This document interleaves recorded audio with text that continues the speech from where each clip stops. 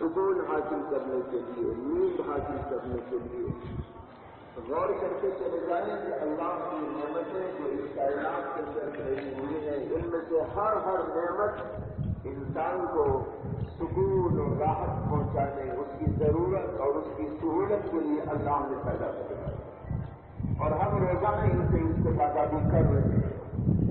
لیکن بھائیوں، سوال یہ پیدا ہوتا ہے جب اللہ نے اتنی بڑی کائنات اور کائنات کا ذرہ اور یہاں کی عظیم اور عظیم نعمتیں انسان کے لیے پیدا کی ہے، تو انسان کو اللہ نے کس مقصد سے پیدا کیا؟ بہت سارے لوگ دنیا میں آتے ہیں، کھاتے اور پیتے ہیں، رہتے سہتے ہیں، کام دھام کرتے ہیں، تجارت اور مزدوری کرتے ہیں، مختلف اور کام کر کے دنیا میں جیتے چلے جاتے ہیں، لیکن ان کے ذہن کے اندر یہ بات کبھی نہیں آتی کہ ہم کیا کرنے کے لیے دنیا میں پیدا کیے تھے۔ ہوا اپنا کام کر رہی ہے، روشنی اپنا کام کر رہی ہے، زمین اپنا کام کر رہی ہے، آسمان اپنا کام کر رہا ہے، ہر چیز اپنے اپنے کام میں لگی ہوئی ہے۔ اللہ نے مجھے کس مقصد سے پیدا کیا؟ اگر کوئی کہتا ہے بھائی میں بھی ایک کام کر رہا ہوں، کیا کر رہا ہوں؟ میں یہ کر رہا ہوں کہ کماتا ہوں، کھاتا ہوں۔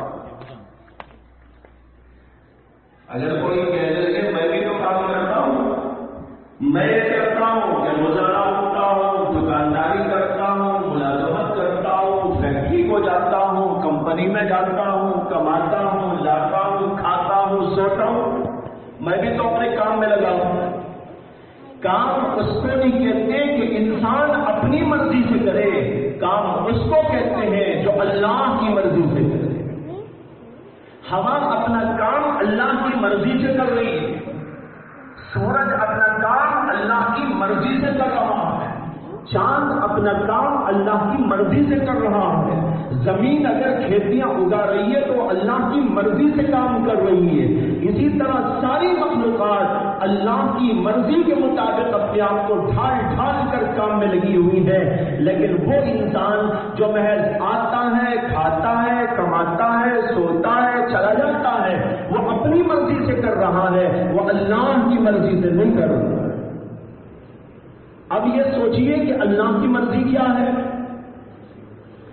ہاں، انسان کو کمانے کی ضرورت ہے، کھانے کی بھی ضرورت ہے، مختلف دھندوں کی بھی ضرورت ہے، اس کائنات کے نظام کو چلانے کے لیے ساری باتیں ضروری ہیں، لیکن یہ مقصد انسان نہیں ہے، بلکہ انسان کی تخلیق کا، انسان کے بنانے کا جو اللہ نے مقصد رکھا ہے وہ اس آیت کریمہ میں اللہ نے بیان کیا، جو میں نے شروع میں تلاوت کیا آپ کے سامنے۔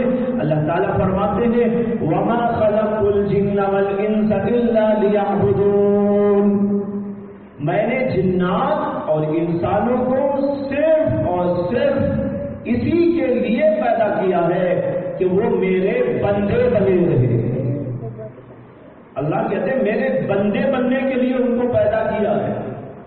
اگر وہ بادشاہ بھی بن جائے لیکن بادشاہت میں بھی میری بندگی کرے، ان کی بادشاہت نہیں بلکہ ان کی بادشاہت بھی میری بندگی کے لیے ہو، ان کا کھانا بھی میری بندگی کے لیے ہو، ان کا پینا بھی میری غلامی کے لیے ہو، ان کا سونا اور اٹھنا بھی میری بندگی اور غلامی کے لیے ہو۔ غرض یہ کہ میں یہ چاہتا ہوں کہ میرے بندے ہر چیز میں میری اطاعت و فرما برداری کرتے ہوئے زندگی گزارے۔ اگر اس طریقے پر وہ زندگی گزارتے ہیں تو وہ اپنا مقصد پورا کر رہے ہیں، اگر اپنی مرضی سے جی رہے ہیں تو وہ اللہ کا مقصد پورا نہیں کر۔ آج کا سب سے بڑا مسئلہ یہی ہے کہ انسان نے یہ سمجھ لیا ہے کہ مجھے دنیا میں آ کر میری مرضی پر جینا ہے، حالانکہ انسان کو اس کی مرضی سے جینے کے لیے نہیں پیدا کیا گیا ہے، بلکہ اس کو اس دنیا میں اللہ کی مرضی پر جینے کے لیے پیدا کیا گیا ہے۔ اسی کو اس آیت میں کہا لیعبدون وہ میری بندگی کریں، میری عبادت کریں. عبادت کا ترجمہ میں نے کیا بندگی کریں. بندگی کا معنی یہ ہے اللہ کے غلام بن کے زندگی کریں. اگر یہ غلامی والا مادہ انسان میں پیدا ہو جائے گا، یہ انسان ساری غلامیوں سے چھٹکارا پا جائے گا. آج انسان اپنے پیٹ کا غلام ہے، انسان اپنے دماغ کا غلام ہے، انسان چیزوں کا غلام ہے، انسان اپنی تجارت کا غلام ہے، انسان کھیتی باڑی کا غلام ہو گیا ہے. بعض لوگوں کو دیکھتے ہیں وہ کتوں کے غلام بنے ہوئے ہیں. صبح صبح میں تفریح کے لیے آپ چلے جائیں گے نا، بعض علاقے ایسے ہیں جہاں پر کتوں کو بیچارے انسان جو ہے خدمت گزاری کرتے ہوئے لے جاتے آپ کو دکھائی دیں گے. یعنی جو خدا کی غلامی سے نکل جاتا ہے اللہ اسے کتوں کا غلام بنا دیتا ہے، جانوروں کا غلام بنا دیتا ہے، کھیتیوں کا غلام بنا دیتا ہے، چیزوں کا غلام بنا دیتا ہے، قیمتوں کا غلام بنا دیتا ہے. جو اللہ کی غلامی میں داخل ہو جاتا ہے اللہ اسے ساری غلامیوں سے نکال کر اپنی غلامی میں داخل کر کے بادشاہت کا تاج پہنا دیتے ہیں. ہمیں چاہیے کہ ہم اس بات پر غور کریں کہ ہم اپنی زندگیوں کو کیا اللہ کی مرضی کے مطابق گزارنے کے لیے تیار ہو چکے ہیں؟ اگر نہیں تو ہمارے دلوں کے اندر ایک انگڑائی لینی چاہیے، ایک جذبے کی انگڑائی جو ہمیں یہ بتائے کہ ہم اپنی مرضی سے جینے کے لیے نہیں آئے بلکہ اللہ کی مرضی سے جینے کے لیے پیدا کیے گئے ہیں. لہذا ہم یہاں جو کام بھی کریں گے وہ اللہ کی مرضی کے مطابق کریں گے. لیکن اب سوال یہ پیدا ہوتا ہے کہ اللہ کی مرضی کہاں سے معلوم ہوگی؟ اللہ کی مرضی یوں ہی بیٹھے رہنے سے نہیں معلوم ہوگی، پڑھے رہنے سے نہیں معلوم ہوگی، بلکہ اس کو معلوم کرنے کے طریقوں کو استعمال کرنے سے معلوم ہوگی. اللہ نے اپنی مرضیات اور اپنی نامرضیات بیان کرنے اور لوگوں کو بتانے کے لیے اپنے پیغمبروں کو دنیا کے اندر بھیجا. انہوں نے آ کر ہم کو بتایا اللہ یہ چاہتے ہیں اور یہ نہیں چاہتے ہیں.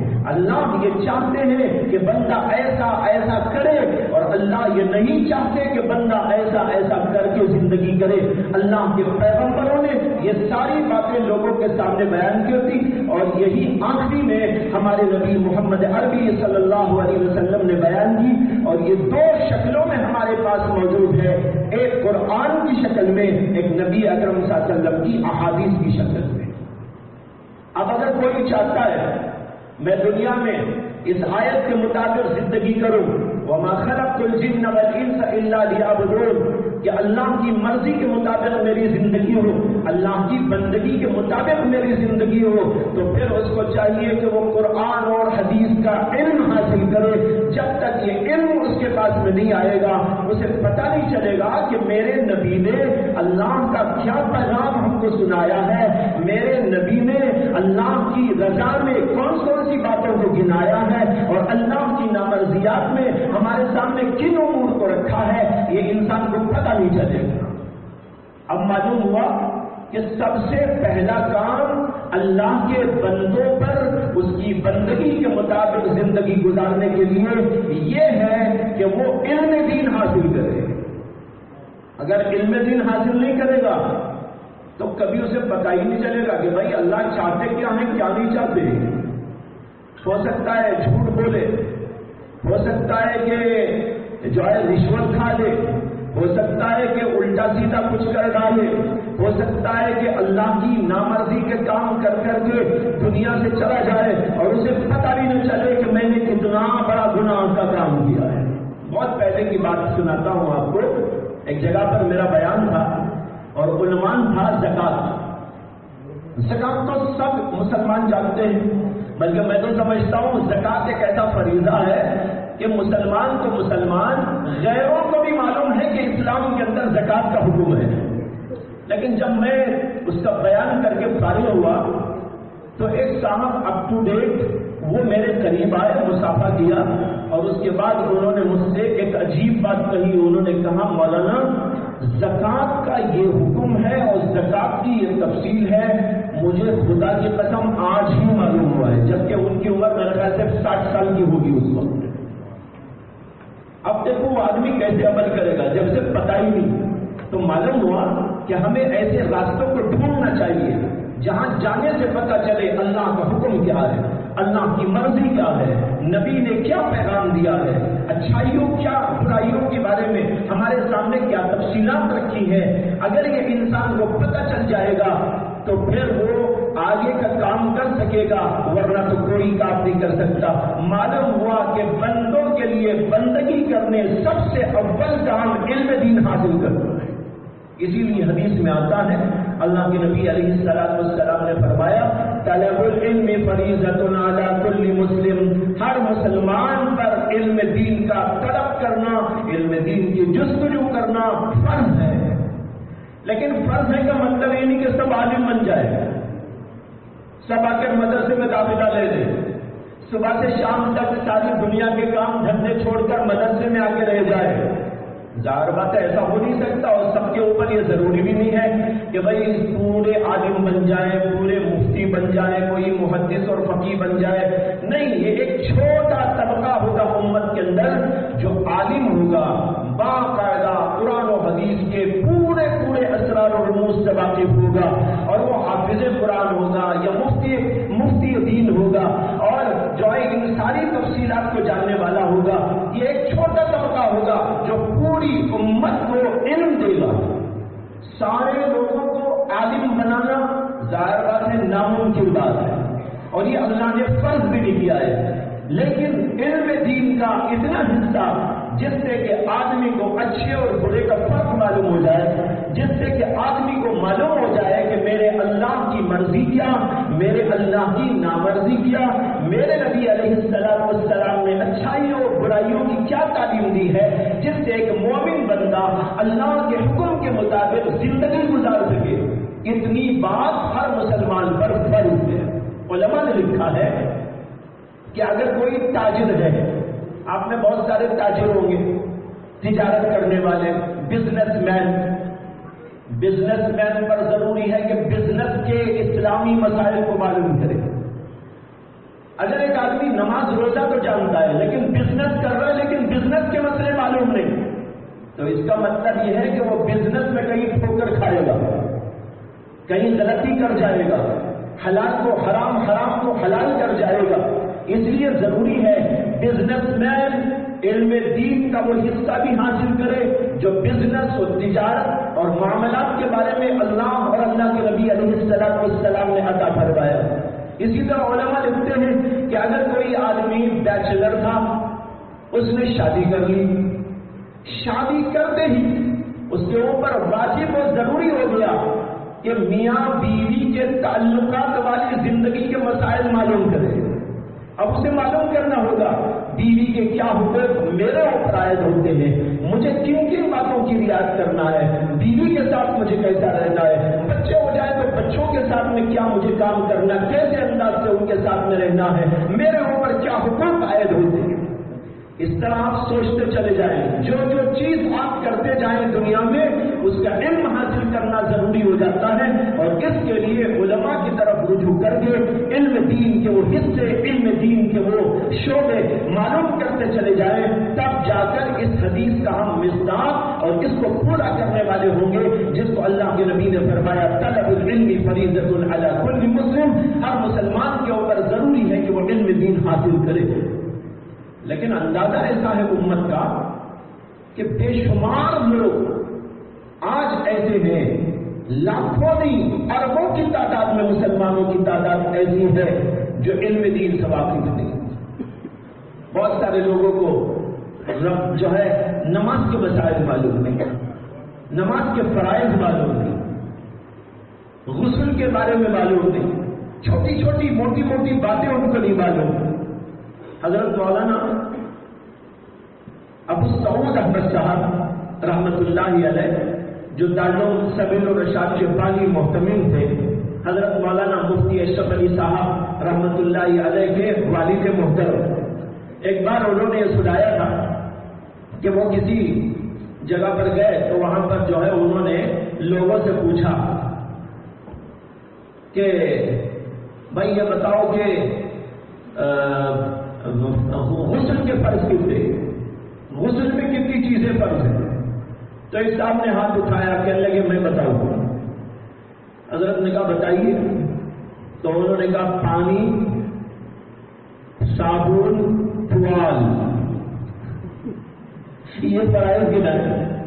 ایک غسل کرنے پانی چاہیے، پھر صابن چاہیے، ہونے کے بعد پوچھنے کے لیے ٹوال چاہیے. ٹوال جسے کہتے ہیں بولتے ٹوال. تو دیکھیے ایک مومن بندے کو دینی اعتبار سے غسل کے کیا فرائض پتہ نہیں. ایسا نہیں ہونا چاہیے. ہر مسلمان کو بنیادی تعلیم اتنی حاصل ہونی چاہیے کہ وہ اپنی نماز، اپنا روزہ، اپنا حج، اپنا مختلف اور عبادت والے معاملات، اور پھر تاجر ہے تو تجارت والی چیزیں، اور شادی ہو گئی تو شادی کے مسائل اور گھریلو مسائل، ماں باپ کے ساتھ حسن سلوک، لوگوں کے ساتھ کیسا رہنا، پڑوسیوں کے ساتھ میں کیا آداب اور حقوق، ان ساری چیزوں کو جانے تب جا کر ایک مومن بندہ اللہ کا واقعی بندہ بنے گا. اور اگر یہ چیزیں اسے پتہ ہی نہ ہو تو بھائی ہم آپس میں کبھی جھگڑ لیں گے، کبھی لڑ لیں گے، کسی کو تکلیف پہنچا دیں گے، کبھی کسی کے ساتھ کچھ برائی کر ڈالیں گے، دل میں کینہ بھی رکھ لیں گے، دل کے اندر حسد بھی ہوگا، بغض بھی ہوگا، اور ایک طرف نماز بھی ماشاءاللہ بڑی پابندی سے پڑھتے رہیں گے، اور گٹا بھی یہاں پر ہوگا، ہاتھ میں تسبیح بھی ہوگی، لیکن دل کے اندر خناس بنا ہوا ہوگا، حسد کا خناس، بغض کا خناس، اور آپس میں عداوت کا خناس، جس کی وجہ سے ہماری عبادتیں بھی بیکار چلی جائیں گی. اس قدر گمبھیر ہے مسئلہ کہ ہم اللہ کی رضا کے لیے کچھ کرنا اور اللہ کے بندے بننا ہے. یہ ساری چیزیں ہم کو معلوم کرنا ہے. میں نے جن کی طرف ابھی اشارہ دیا وہ اشارتاً بات آ گئی، ذرا صراحت کرو. میں نے ابھی عرض کیا کہ ایک آدمی پر ضروری ہے نماز کے بارے میں جانے، روزے کے بارے میں جانے، عبادات کے بارے میں جانے، عبادات کے بعد معاشرت کے بارے میں جانے، بیوی بچوں کے بارے میں جانے، ماں باپ کے بارے میں جانے، پڑوسیوں کے بارے میں جانے، اور پھر اسی کے ساتھ بزنس کر رہا ہے یا ملازمت کر رہا ہے تو اس کے بارے میں شریعت کے احکام و مسائل سے واقف ہو جائے. یہ سب ضروری. اسی کے ساتھ ایک بہت اہم ضرورت یہ ہے انسان اخلاق شرعیہ کو بھی معلوم کرے. اخلاق کیا ہونے چاہیے ایک مومن بندے کے؟ مومن کیسا ہوتا ہے؟ اس کا اٹھنا، اس کا چلنا، اس کا پھرنا، اس کا بولنا، اور لوگوں کے ساتھ میں اس کی ڈیلنگ، لوگوں کے ساتھ میں اس کے تعلقات، اور اس کا دل کیسا ہونا چاہیے، اللہ سے اس کا لگاؤ کیسا ہو، اللہ سے محبت کیسی ہو، اللہ سے تعلق کیسا ہو، اور لوگوں کے ساتھ میں کیسا حسن زن رکھنا چاہیے، اور حسد سے، کینے سے، بغض سے، عداوت سے، نفرتوں کدورتوں سے اپنے دل کو کیسا پاک اور صاف رکھنا چاہیے. یہ بھی سارے کے سارے اسلامی احکامات و تعلیمات ہیں اور یہ اخلاق سے متعلق ہے. اگر ایک انسان نماز روزہ تو بہت پابندی سے کرتا ہے لیکن دل میں کینہ رکھتا ہے، عداوت اور بغض رکھتا ہے، مسلمان سے عداوت اور بغض رکھ کر زندگی کرتا ہے تو بسا اوقات تو اس کی نماز روزہ بھی بیکار چلا جاتا ہے. اس لیے ضرورت ہے اپنے اخلاق کو بھی سدھاریں، بنائیں. اس کے لیے بھی معلومات حاصل کریں کہ شریعت نے اس کے بارے میں ہمیں کیا تعلیم دی. ایک حدیث سناتا ہوں. اللہ کے نبی علیہ السلام ایک دفعہ تشریف فرما تھے. صحابہ کرام بیٹھے ہوئے تھے.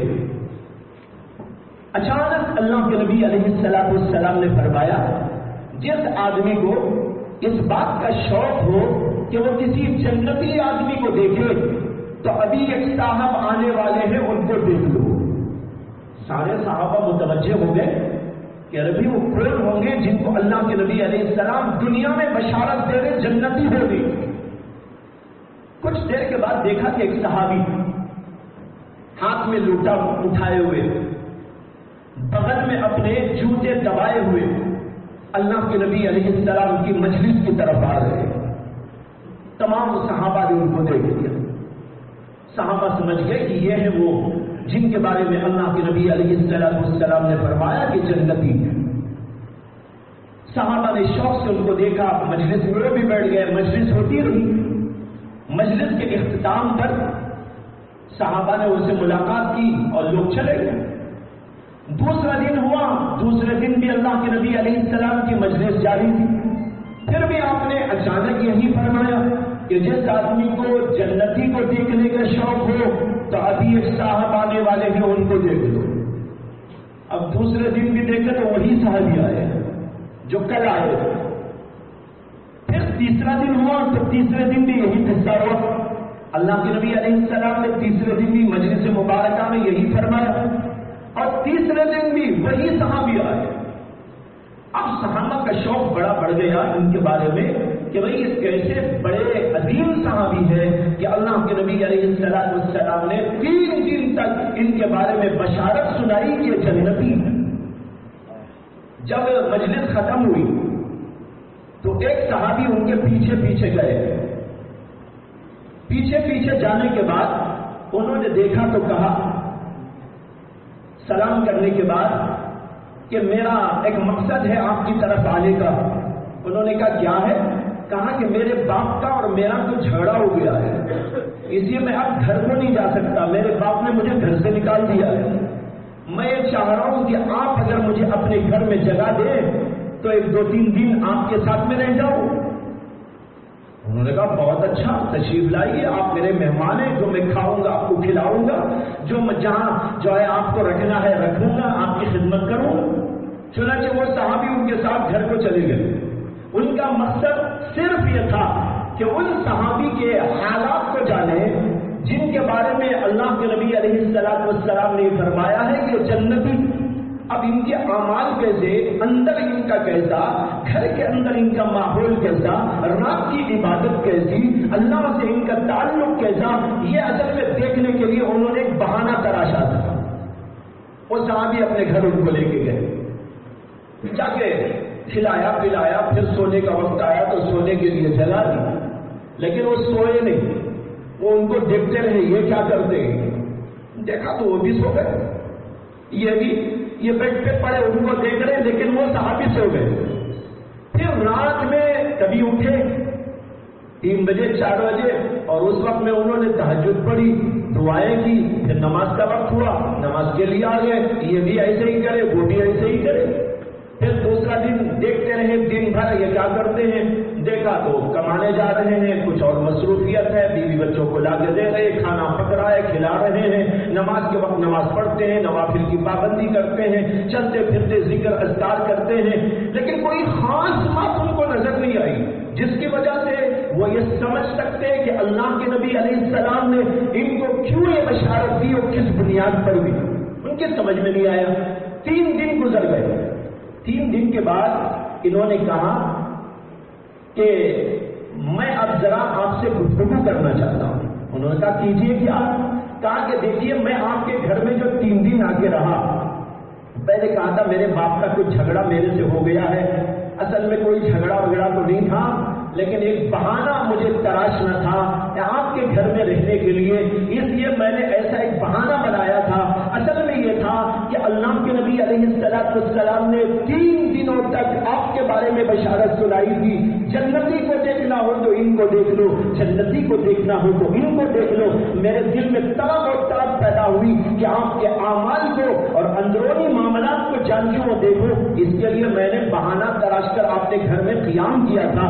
میں 3 دن دیکھتا رہا, لیکن میری سمجھ میں نہیں آیا کہ اللہ کے نبی نے خاص آپ کو کس بنیاد پر یہ بشارت دی. باقی عبادت, نماز روزے کی پابندی, ذکر اذکار کا اہتمام, یہ تو سبھی صحابہ کرتے ہیں, سبھی لوگ ایسے موجود ہیں, بلکہ آپ سے بھی زیادہ عبادت گزار صحابہ دنیا میں موجود ہے. لیکن آپ کے بارے میں یہ بشارت میری سمجھ میں نہیں آ رہا کہ کس بنیاد پر. انہوں نے کہا بھائی میرے عمل کو تم نے دیکھ لیے, میرا تو کوئی خاص عمل نہیں ہے.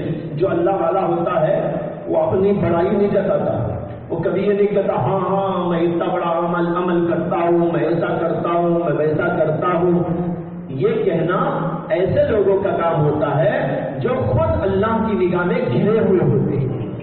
جو اللہ والا ہوتا ہے وہ تو اپنے ہر عمل کو کہتا ہے کہ اس میں کوئی طاقت نہیں, میں تو کچھ نہیں کرتا. انہوں نے بھی یہی کہا اور اخیر میں اتنا کہا البتہ یہ ایک بات میری ہے کہ میرے سینے میں کسی مومن سے کینہ نہیں ہے. میرے سینے میں کسی مومن سے کینہ نہیں ہے, میرا دل ہر ایک کے لیے صاف ہوتا ہے. تو دیکھو یہ اصل چیز. تو ہمیں چاہیے کہ ہماری عبادتوں کے ساتھ, نیکیوں کے ساتھ, لوگوں کے ساتھ حسن سلوک, عداوت اور بخش سے اپنے سینوں کو خالی کرنا، ہمدردیاں و غمخاریاں، ہر مومن کے لیے اچھائیاں، ہر مومن کے ساتھ میں اچھا سلوک، یہ بھی ہمارے اندر آنا چاہیے۔ یہ سب چیزیں ملا کر دین ہے، اور اللہ کے نبی اسی کے بارے میں کہتے ہیں کہ طلب العلم فریضۃ علی کل مسلم، علم دین کا حاصل کرنا ہر مسلمان پر فرض۔ تو سب سے پہلا فرض ہے کہ ان چیزوں کو حاصل کرو۔ دوسرا فرض کیا ہے؟ دوسرا کام ہمارا یہ ہے کہ جو حاصل ہے اس پر عمل، حاصل کر کے عمل نہ کیا جہنمی ہے۔ معلوم ہے عمل نہیں کرتا، اچھے برے کی تمیز ہے لیکن عمل میں نہیں آتی، اسے حق اور باطل کی پہچان ہے لیکن اس کے باوجود عمل میں نہیں لاتا، تو ایسا آدمی تو جہنمی ہوتا ہے۔ اس لیے دوسرا کام یہ ہے کہ جتنا علم ہم نے حاصل کیا، معلومات کی، اور یہ فرض کے درجے کی چیز ہے، اس کے اوپر عمل پیرا ہو۔ اس لیے ہمارے اندر نمازوں کا اہتمام ہونا چاہیے، ذکر کا اہتمام ہونا چاہیے، لوگوں کے ساتھ حسن سلوک کا اہتمام ہونا چاہیے، دل کو پاک صاف رکھنے کا اہتمام ہونا چاہیے، حسد اور کینے سے، بغض سے اپنے دلوں کو خالی کرنے کا اہتمام ہونا چاہیے۔ ہر مومن کے لیے نیک جذبہ رکھنے کی کوشش ہونی چاہیے، کسی کے بارے میں کوئی عداوت، کسی کے بارے میں دور دور تک کوئی برائی اپنے دل میں نہ رکھی ہے، دل کو پاک و صاف رکھا جائے۔ حدیث میں آتا ہے کہ اللہ کے نبی علیہ السلام کی خدمت اقدس میں ایک صحابی آئے اور انہوں نے کہا یا رسول اللہ، جو فلاں آدمی ہے نا وہ ایسا اور ایسا کرتا ہے، یعنی کچھ برائی کرنے لگے۔ اللہ کے نبی صلی اللہ علیہ وسلم نے فرمایا میرے سامنے کسی مومن کی برائی نہ بیان کرو، اس لیے کہ میں اللہ کے دربار میں اس طرح جانا چاہتا ہوں کہ میرا سینہ ہر مومن کے لیے بالکل صاف اور پاک ہو۔ یہ ہمارے نبی کا وسیلہ، اس طریقے پر ہم کو جینا، یہ جینے کا سلیقہ دین سکھاتا ہے۔ یہ دو کام ہوئے، ایک علم، دوسرے عمل۔ ان دو کے بعد ہمارے اوپر ایک ذمہ داری ہے، وہ ذمہ داری یہ ہے کہ ہم جو جانتے ہیں وہ دوسروں کو پہنچائیں۔ جتنا ہمیں معلوم ہے اتنی بات اپنے بھائیوں کو، رشتہ داروں کو، پڑوسیوں کو، جان مان والوں کو اور متعلقین کو جہاں جہاں تک کہ ہمارے بس میں ہے کوشش کرتے ہوئے ان تک پہنچانا، اور پہنچانا ہی نہیں بلکہ پہنچانے کے ساتھ اسی کام پر ان کو ڈھالنے کی محنت اور کوشش کرنا، یہ بھی ہمارے اوپر آتا ہے۔ قرآن کریم کے اندر سورت موجود ہے، اللہ تبارک و تعالی نے کہا وَالْعَصْرِ إِنَّ الْإِنسَانَ لَفِي خُسْرٍ إِلَّا الَّذِينَ آمَنُوا وَعَمِلُوا الصَّالِحَاتِ وَتَوَاصَوْا بِالْحَقِّ وَتَوَاصَوْا بِالصَّبْرِ۔ بہت چھوٹی سی سورت، اس سورت کے بارے میں حدیث میں آتا ہے حضرات صحابہ کے بارے میں کہ صحابہ جب آپس میں ایک دوسرے سے ملتے تھے تو خیر خیریت کے بعد یہ صحابی ان کو یہ سورت سناتے، وہ صحابی ان کو یہ سورت سناتے۔ والعصر ان الانسان لفی خسر الا الذین آمنوا وعملوا الصالحات وتواصوا بالحق وتواصوا بالصبر، جس کا ترجمہ یہ ہے اللہ کہتے ہیں قسم ہے زمانے کی، تمام کے تمام انسان گھاٹے میں ہے، خسارے میں ہے، کوئی بچا ہوا نہیں، سب کے سب گھاٹے میں، سب کے سب خسارے میں۔ ہاں چند لوگ ہیں جو بچنے والے، وہ لوگ ہیں جن میں 4 صفات پائی جاتی ہیں، اِلَّا الَّذِينَ آمَنُوا وَعَمِلُوا الصَّالِحَاتِ، جو ایمان رکھنے والے اور نیک عمل کرنے والے، وَتَوَاصَوْا بِالْحَقِّ، دوسروں کو حق کی وصیت کرنے والے، نصیحت کرنے والے، وَتَوَاصَوْا بِالصَّبْرِ، اور اس کے ساتھ صبر کی تلقین کرنے والے۔ اللہ نے دیکھو گھاٹے سے، خسارے سے بچنے والوں میں صرف ان لوگوں کا ذکر کیا جن میں 4 باتیں پائی جاتی ہیں۔ ایک ایمان میں علم خود داخل ہو گیا، اس لیے کہ اس وقت تک کوئی مومن صحیح مومن نہیں بن سکتا جب تک کہ اس کے پاس اللہ کا علم موجود نہ ہو، دین کا علم موجود نہ ہو۔ اگر دین ہی وہ نہ جانتا ہو تو صحیح معنی میں مومن کیا ہوگا؟ اسے پتہ ہونا چاہیے توحید کیا، اسے معلوم ہونا چاہیے رسالت کیا، اسے معلوم ہونا چاہیے عقائد کیا، اسے معلوم ہونا چاہیے اللہ کے بارے میں عقیدے کیا، رسول کے بارے میں۔ یہ معلوم ہی نہ ہوگا تو ایمان کا ہوگا، اس میں علم بھی آ گیا۔ اِلَّا الَّذِينَ آمَنُوا، جو ایمان رکھتے ہیں علم کے ساتھ ساتھ، وَعَمِلُوا الصَّالِحَاتِ، اور عمل کرتے ہیں نیک اعمال، وَتَوَاصَوْا بِالْحَقِّ، اسی پر بس نہیں کرتے بلکہ اس کے وصیت اور نصیحت کرتے ہیں وہ تواصو بالصبر، اور اس کے ساتھ لوگوں کو اس کی بھی تلقین کرتے ہیں بھائی صبر کرو۔ یہ صبر کا ذکر اس لیے ہے جہاں پر نیکی کرنے آپ چلیں گے، لوگوں کو دعوت دینے چلیں گے، نیکی کے راستے پر لانے کی محنت کرنے چلیں گے تو کچھ انگلیاں بھی آپ کی طرف اٹھیں گی، کچھ پتھر مارنے والے بھی ہوں گے، کچھ گالی دینے والے بھی ہوں گے، کچھ رکاوٹیں پیدا کرنے والے بھی ہوں گے۔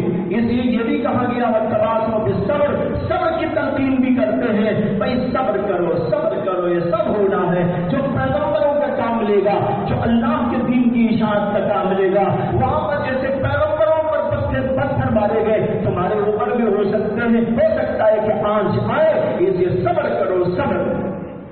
تو کہتے ہیں یہ کام کرنے والے وہ ہیں، اللہ کہتے ہیں کہ نجات پائیں گے، اور جو ایسے نہیں ہیں وہ سب کے سب کھاتے میں۔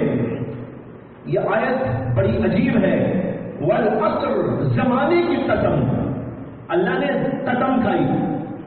قسم کہاں کھاتے ہیں؟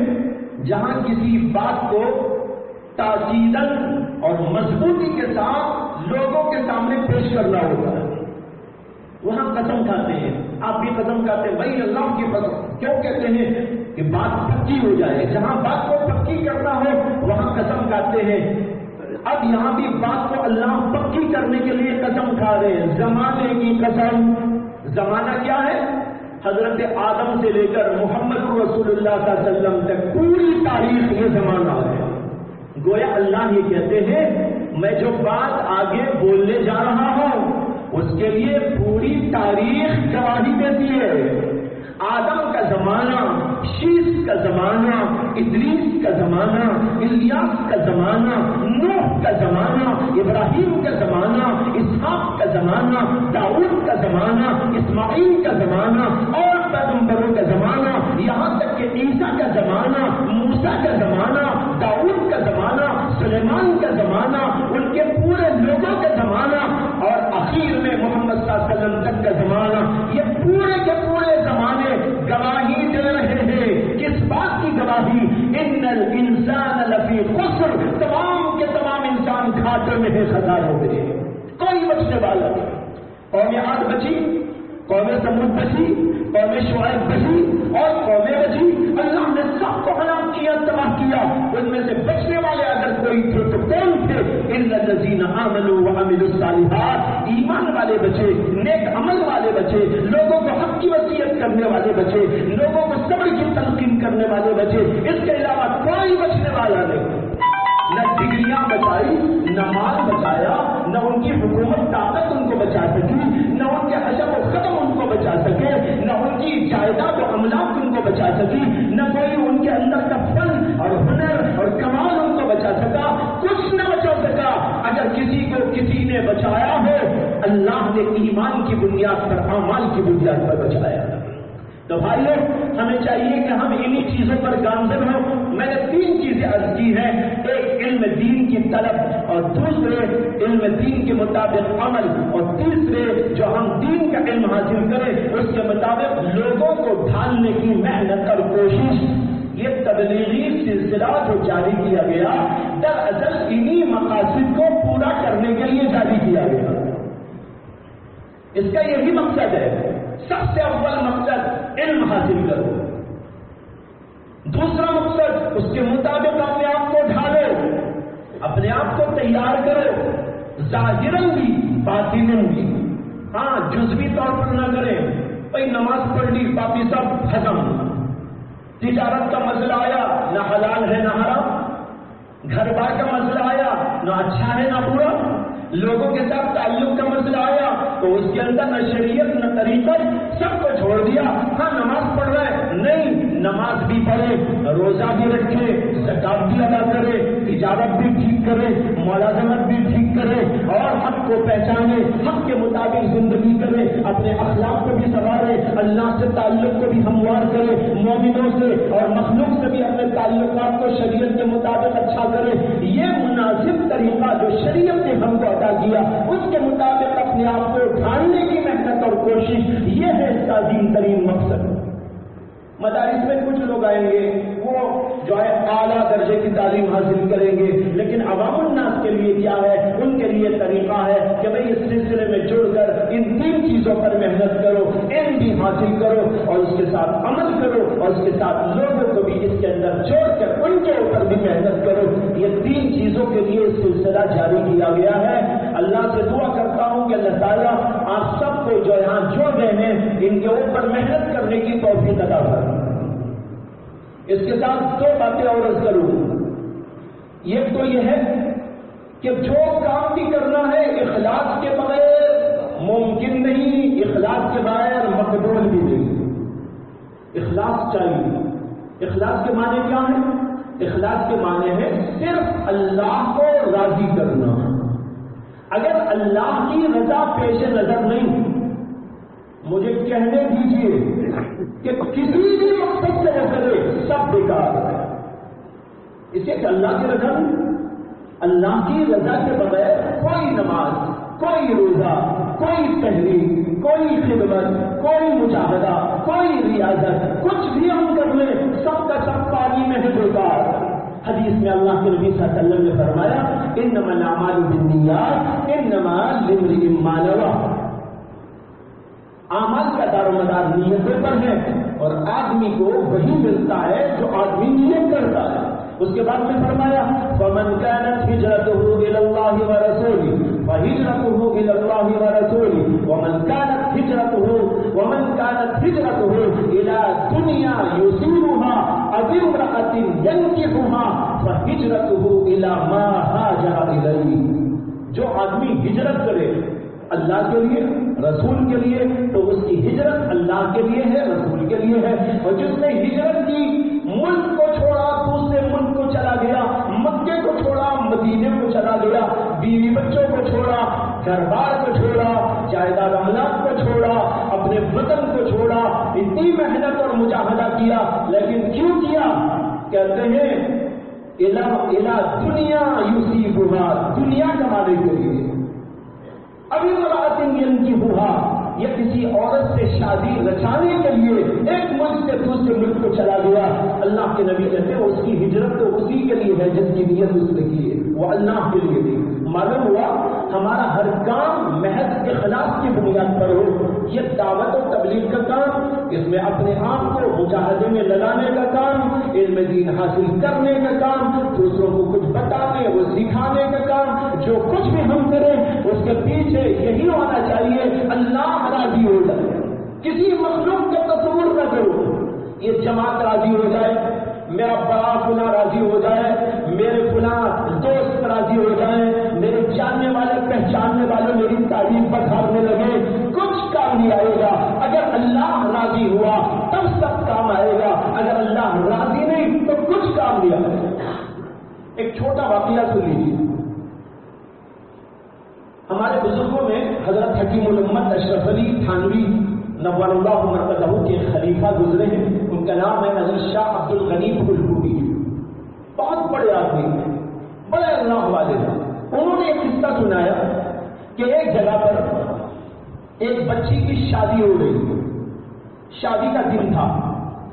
جب شادی کا دن آتا ہے تو کیا ہوتا ہے، بچی کو نہلاتے ہیں، دھلاتے ہیں، سنوارتے ہیں، کپڑے پہناتے ہیں، زیب و زینت کی اشیاء سے اسے آراستہ پیراستہ کرتے ہیں، سب کیا گیا۔ لڑکی خوبصورت بھی تھی، اللہ نے حسن دیا، اس کے ساتھ یہ مال اور یہ چیزیں انہوں نے اس کے حسن کو دوبالا کر دیا۔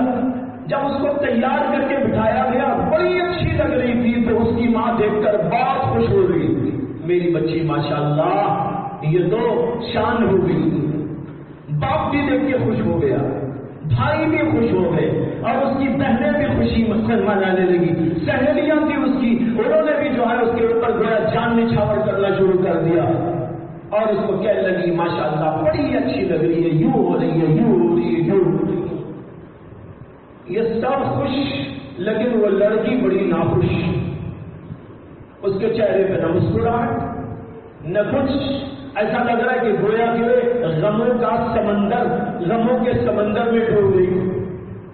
اب لوگ پریشان ہو گئے، ماں بھی پریشان ہو گئی، باپ بھی پریشان ہو گیا، ارے یہ کیوں خوش نہیں ہو رہی ہے، اس کے چہرے پر مسکراہٹ کیوں نہیں ہے، اور منہ پر رتی برابر بھی ایسا نہیں لگ رہا ہے کہ کچھ ہنسی ہو، خوشی ہو، غم میں مبتلا ہے، آخر کیا اس کو رشتہ منظور نہیں؟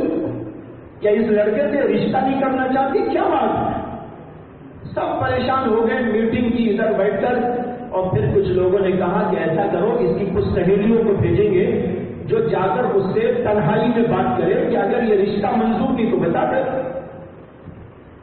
چنانچہ اسے اندر لے جا کر ایک کمرے میں بٹھا کر اس کی سہیلیوں نے، ساتھیوں نے اس سے پوچھا کہ تو ماشاءاللہ بڑی اچھی ہے، خوبصورت ہے، اللہ نے تجھے اچھے ماں باپ دیے، اللہ نے تجھے زیب و زینت کا سامان دیا، اور رشتہ ہو رہا ہے، بڑے اچھے لڑکے کے ساتھ میں ہو رہا ہے، پھر آخر ہم تجھے دیکھ رہے کہ خوش نہیں ہے، تو کیا بات ہے، کیوں خوش نہیں ہے، کیا تجھے رشتہ منظور نہیں، توڑ دے؟ تو وہ لڑکی جو جواب دینے لگی اس نے ایک حیران کن بات کہی، یہ کہنے والے ہیں حضرت مولانا شاہ عبد الغنی پھولپوری، وہ کہتے ہیں کہ اس لڑکی نے ایک ایسا جواب دیا جس نے مجھے بھی کھچڑ دیا۔ انہوں نے کہا سارے مسلمانوں کو بھی، اور نماز پڑھنے والوں، ذکر کرنے والوں، تسبیح پڑھنے والوں، عبادت گزاروں، ریاضت کاروں، ان سب کو چاہیے کہ اس کے اس سوال کو اور اس کی اس بات کو پیش نظر رکھے تاکہ ہمارے اندر بھی کچھ اچھائیاں پیدا ہو جائیں۔ کیا کہا اس نے کہا نہیں میں تو اس لڑکے سے رشتے کے لیے تیار ہوں، کوئی بات نہیں۔ کہا پھر خوش کیوں لیے؟ تو اس نے کہا خوش اس لیے نہیں ہوں کہ ابھی خوشی کا موقع آیا نہیں ہے، ابھی خوشی کا موقع آیا نہیں ہے۔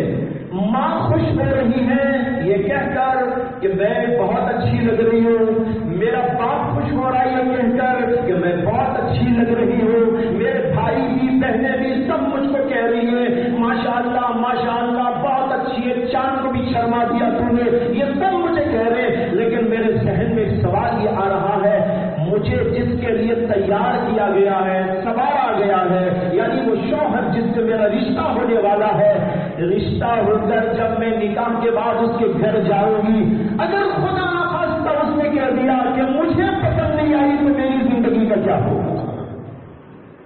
یہ سوال ہے میرے ذہن میں۔ ظاہر بات ہے یہ سوال کا جواب تو مجھے ابھی نہیں مل سکتا، شوہر کے پاس جانے کے بعد ملے گا، جاؤں گی وہ کہے گا مجھے بھی پسند آ گئی، تب تو میرا بیڑا پار۔ لیکن ماں نے کہا بہت اچھی ہوں میں، باپ نے کہا بہت اچھی ہوں میں، بھائیوں نے کہا بہت اچھی ہوں میں، لیکن شوہر نے کہا مجھے پسند نہیں آئی، تو میرا تو بیڑا غلط ہو گیا، پوری زندگی بیکار ہو گئی۔ اسی طریقے پر وہ بزرگ کہتے ہیں نماز پڑھنے والے، ذکر کرنے والے، تسبیح کرنے والے، ریاضت کار، مجاہدہ کرنے والے، دین کی خدمتیں کرنے والے، دعوت و تبلیغ میں لگنے والے، مدرسے والے، تسبیح پڑھنے والے اور خانقاہ میں رہنے والے، اور سب کے سب جو بھی کام کر رہے ہیں وہ اس کو پیش نظر رکھو۔ ساری دنیا اگر تم کو کہے بہت اچھے بہت اچھے بہت اچھے، لیکن قیامت کے دن خدا نے کہہ دیا مجھے پسند نہیں آیا تو کیا ہوگا؟ اللہ کہے قیامت کے دن یہ بندہ مجھے پسند آ گیا، اس کی یہ خدمت مجھ کو پسند آ گئی، اس کی نماز مجھ کو پسند آ گئی، اس کا ذکر مجھ کو پسند آ گیا، اس کی دعوت و تبلیغ کا انداز مجھ کو پسند آ گیا، تب تو ہمارا بیڑا پار ہو گیا۔ باقی دنیا والے سب کہے لیکن کام وہاں کچھ نہیں آئے گا۔ تو بھائیو یہ ہے اخلاص کا مطلب۔ ایک بات تو مجھے کہنی ہے، اس لیے ہر آدمی جو بھی لگے کام کرے اس کو سب سے پہلے اپنی فکر یہ کرنا چاہیے کہ میرے دل میں کچھ نہ ہو سوائے اللہ کی رضا کے تصور کے سوا کوئی کام۔ دوسری بات یہ عرض کروں کہ اپنے دلوں کو اپنے تمام مومن بھائیوں کے لیے پاک رکھو، صاف رکھو۔ آج کا بہت بڑا مسئلہ ہے، آج کی دنیا کا سخت ترین مسئلہ ہے، ہم نماز بھی پڑھ لیتے ہیں، تہجد بھی پڑھ لیتے ہیں، ذکر بھی کر لیتے ہیں، تسبیحات اور وظائف کی پابندیاں بھی کر لیتے ہیں، سب کچھ ہم کر لیتے ہیں، لیکن بھائیوں دل صاف نہیں۔ یہ دل کی صفائی میں نے اوپر بھی اشارہ دیا، دو حدیثیں میں نے آپ کو سنائی، ان کے پیش نظر اس بات کو عرض کرنا ضروری سمجھ رہا ہوں کہ آج کی دنیا میں ہم سب کچھ کرنے کے باوجود ہمارے دل مومنوں سے صاف نہ ہوئے، عداوتیں پھیلتی رہی، اندر ایک دوسرے کے خلاف ہم کچھ کرتے رہے، اللہ کے پاس یہ چلنے والی گاڑی نہیں. لہذا اپنے دلوں کو صاف کر لو، پاک کر لو.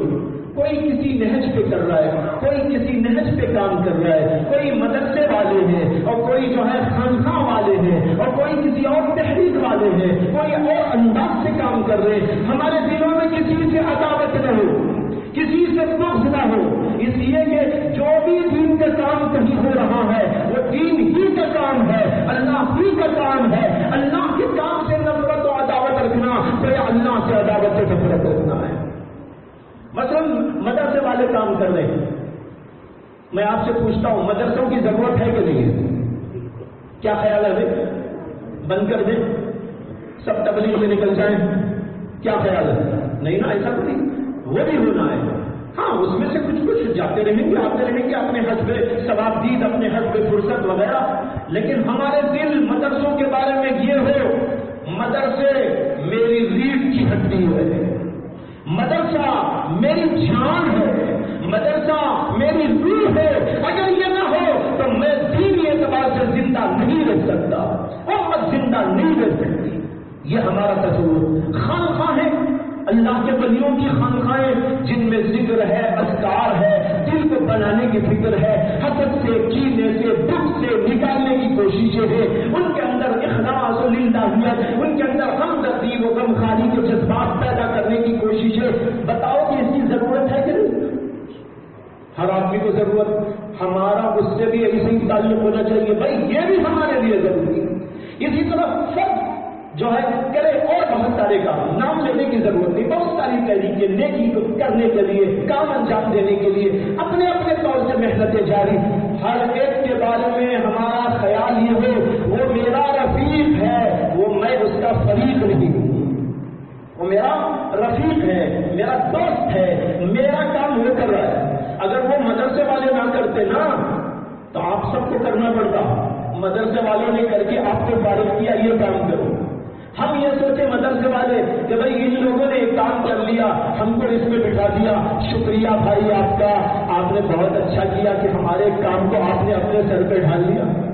میں چند دن پہلے کچھ لوگ آئے تھے تبلیغی حضرات، ان سے کہہ رہا تھا کہ اس کو ایسا سمجھے، ایک ہوتی ہے فیکٹری جہاں مال کا پروڈکشن ہوتا ہے، لیکن مال پروڈکٹ ہوتے ہوتے ہوتے ماشاءاللہ ڈبے ڈبے ڈبے بھر گئے. باہر جانے کا نکاسی کا کوئی طریقہ نہ رہا، ڈبے یہی سڑ جائیں گے. اس کے لیے کیا چاہیے؟ اس کے لیے باہر جانے والے سیلس مین چاہیے، لے جا کر گھر گھر، در در، دکان دکان، مکان مکان پہنچائے اور اس کا ایڈورٹائز کرے، بھائی یہ ہے یہ ہے یہ ہے یہ پروڈکٹ، یہ دین کا پروڈکٹ لائے ہیں، نماز لے لو، ذکر لے لو، تسبیح لے لو، یہ لے لو یہ لے لو. سیلس مین کی ضرورت کیسے ہوتی ہے؟ یہاں بھی سیلس مین کی ضرورت ہے. مدرسے والے دین کی حفاظت کرتے ہوئے دین کا پروڈکٹ تیار کرتے ہیں، اور آپ جیسے حضرات یہاں سے لے کر سیلس مین کی طرح گھر گھر در در پہنچا دیتے ہیں. دونوں کی ضرورت ہے، دونوں چاہیے. میرے شیخ و مرشد حضرت مولانا شاہ ابرار الحق نور اللہ مرقدہ کا ایک جملہ یاد آ گیا، اس کو سنا کے بات ختم کرتا ہوں. حضرت فرمایا کرتے تھے کہ مدارس سے ظہور وجود اعمال ہوتا ہے. وجود کے معنی پیدائش.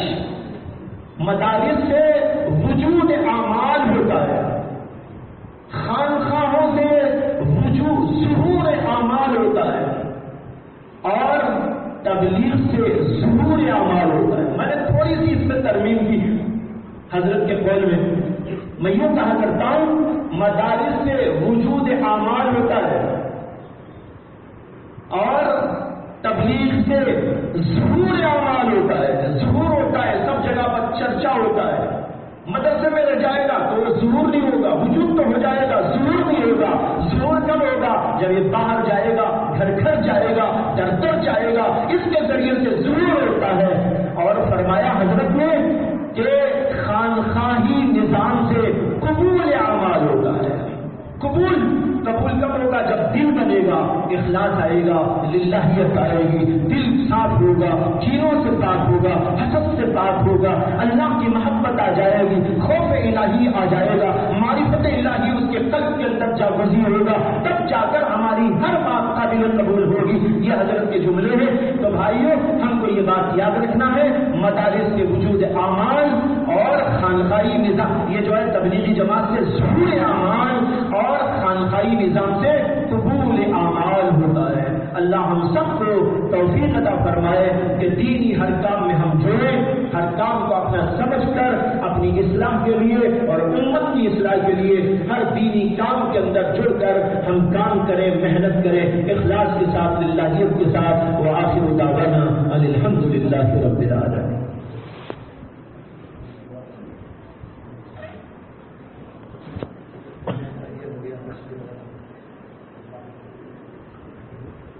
دعا کریں. اللهم صل على سيدنا مولانا محمد وعلى آل سيدنا مولانا محمد وبارك وسلم. ربنا آتنا في الدنيا حسنة وفي الآخرة حسنة وقنا عذاب النار. ربنا لا تزغ قلوبنا بعد إذ هديتنا وهب لنا من لدنك رحمة إنك أنت الوهاب. ربنا لا تجعلنا فتنة للقوم الظالمين ونجنا برحمتك من القوم الكافرين. لا إله إلا الله الحليم الكريم. سبحان الله رب العرش العظيم. الحمد لله رب العالمين. اللهم إنا نسألك موجبات رحمتك وعزائم مغفرتك ومنجيات أمرك والسلامة من كل إثم والغنيمة من كل بر والفوز بالجنة والنجاة من النار. اللهم لا تدع لنا ذنبا إلا غفرته ولا هما إلا فرجته ولا ضرا إلا كشفته ولا دينا إلا قضيته ولا مريضا إلا شفيته ولا ضالا إلا هديته ولا فقيرا إلا أغنيته ولا حاجة من حوائج الدنيا والآخرة هي لك رزقا إلا قضيتها ويسرتها يا أرحم الراحمين. سبحان ربك رب العزة عما يصفون وسلام على المرسلين والحمد لله رب العالمين.